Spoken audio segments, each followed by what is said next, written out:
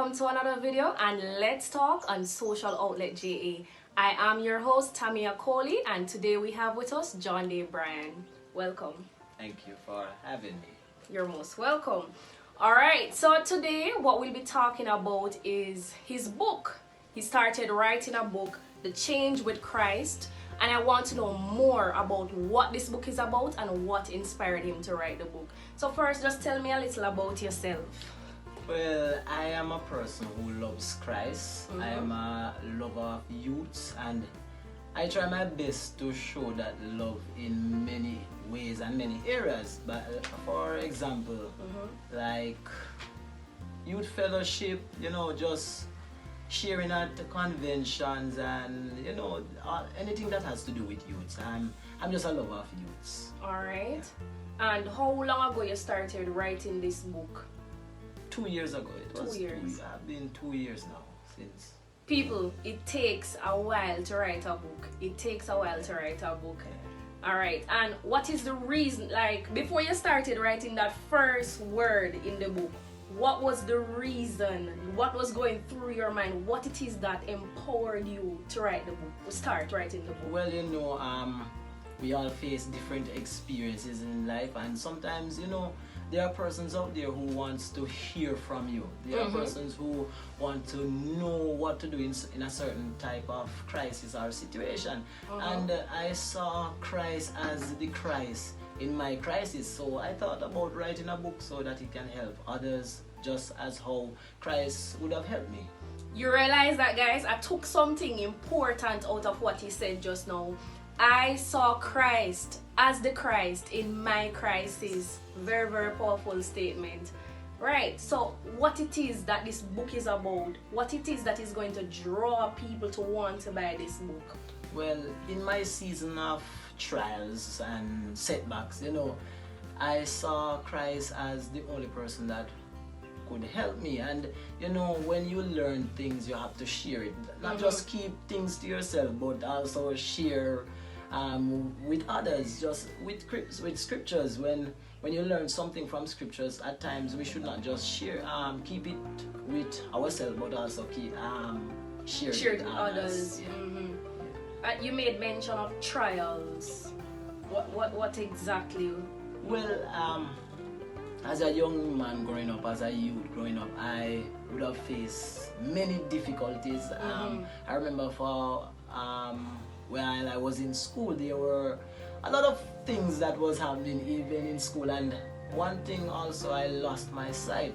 And as a young man losing their sight, as a youth overall losing their sight, that you would feel a certain way knowing that you have not yet lived any life, and losing your sight, you would be missing out on a lot of things in life. And I remember while I was there laying on the bed, there were persons in the community that came to look for me, and they would have started to pray and that. And I realized that if you do not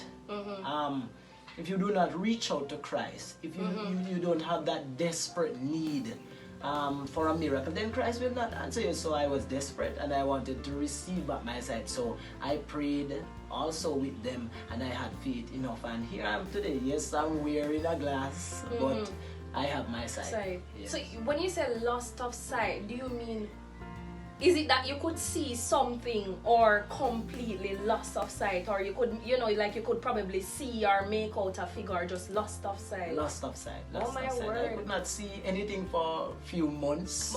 Months? Few months, yes, few months, and it was a terrible experience. It was a terrible experience. I wasn't seen for months.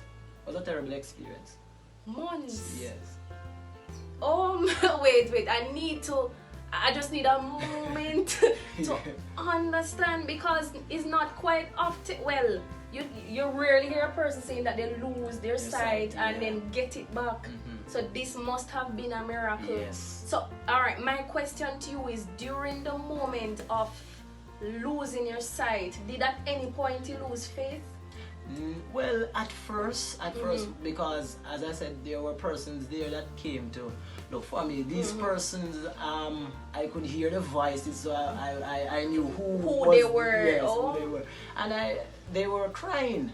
They were crying, and I started to cry also, and I started to blame Christ, saying, you know, I am a Christian, I am doing this, and you're yes, you're allowing me to go through this, and you know, I lost faith, like Job, like Job, but yes. he got back Yes. his faith, right? So I lost faith at first, but I realized that I should not blame Christ, because without a test, there is no testimony in life. Without a test, there is no testimony. Without a test, I think I'm going to have a lot of quotes after. I think I'm going to have a lot of quotes after this. Without a test, there is no testimony. Yes. Wow, this is inspiring. This is powerful. This is touching. Because if I should say, I'm being very honest with you. Me losing my sight, I cannot imagine how devastated I would have been. And I don't know if I would have handled it the way you did, you know, restoring that faith. Because a lot of times we think that we're going through something, you know, but we don't know what somebody else is going through. Losing a sense, guys. Losing your sense of sight.